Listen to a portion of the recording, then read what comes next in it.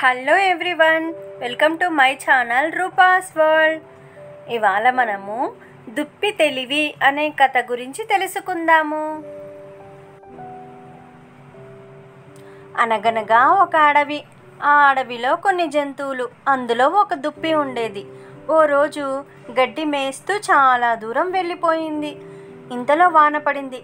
పక్కనే ఉన్న గుహలోకి వెళ్ళి తల దాచుకుంది. కాసేపటికి వర్షం తగ్గింది. ఇక బయటకు వద్దాం అనుకునేంతలో ఆ గుహ వైపు వస్తున్న పెద్ద పులి కనిపడింది. ఒక్కసారిగా దుప్పి గుండె ఆగినంత పనైంది. గుహ చీకటిగా ఉండటం వల్ల తాను పెద్ద పులికి కనపడే అవకాశం లేదనే ఆలోచన రాగానే కాస్త స్థిమితపడింది. కానీ ప్రమాదం మాత్రం పూర్తిగా తొలగిపోలేదు. పెద్ద పులి ఏ క్షణంలో అయినా గుహ లోపలికి వచ్చేయొచ్చు. తానేమో బయటికి పరిగెత్తికెళ్ళి పారిపోయే అవకాశమే లేదు. దుప్పికి వెంటనే మెరుపులాంటి ఒక ఆలోచన వచ్చింది. ఆ పెద్ద పులి వచ్చే సమయం అయ్యింది, నిశ్శబ్దంగా ఉండు. అది రాగానే మన ముగ్గురం ఒకేసారి దాడి చేద్దాం. ముందే చెబుతున్నా, దాని గుండెకాయ మాత్రం నాకే. ఇప్పటికీ 99 పులుల గుండెలు తిన్నా, ఇదొక్కటి తింటే 100 అవుతాయి అని దుప్పి గంభీరంగా గొంతు మార్చి మాట్లాడేసింది.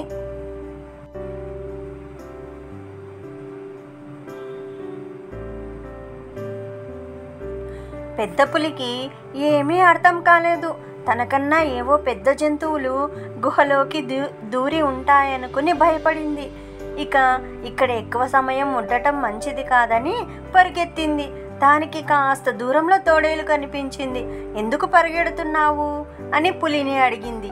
అది ఉన్న విషయమంతా చెప్పింది. పద వెళ్ళి చూద్దాం అంది తోడేలు. పులి భయంగానే ఒప్పుకుంది.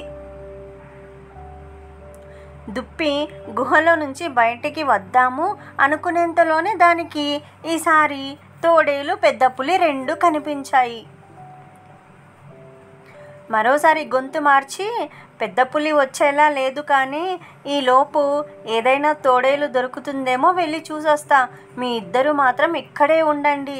ఈరోజు మనం పులి తోడేలు మాంసాలతో విందు భోజనం చేసుకోవాల్సిందే అని గంభీరంగా అంది దుప్పి.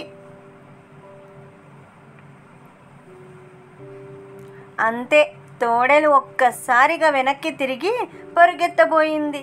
ఈ కంగారులో అది పెద్ద పులిని ఢీకొట్టింది. ఒక్కసారిగా పులి కూడా ఉలిక్కిపడి కింద పడిపోయింది. వెంటనే పైకి లేచి ఈసారి మరింత వేగంగా పరుగు పెట్టి పారిపోయింది. తోడేలు దాన్ని అనుసరించింది. బతుకు జీవుడా అనుకుంటా దుప్పి గుహ నుంచి బయటకు వచ్చి మరో దిక్కుకు వేగంగా పరుగెత్తి తన ప్రాణాలను దక్కించుకుంది. ఇంకెప్పుడు ఆ గుహ వైపుకే వెళ్ళే సాహసం చేయలేదు. నా ఈ చిన్ని ప్రయత్నం మీకు నచ్చినట్లయితే please subscribe my channel. Thank you for watching.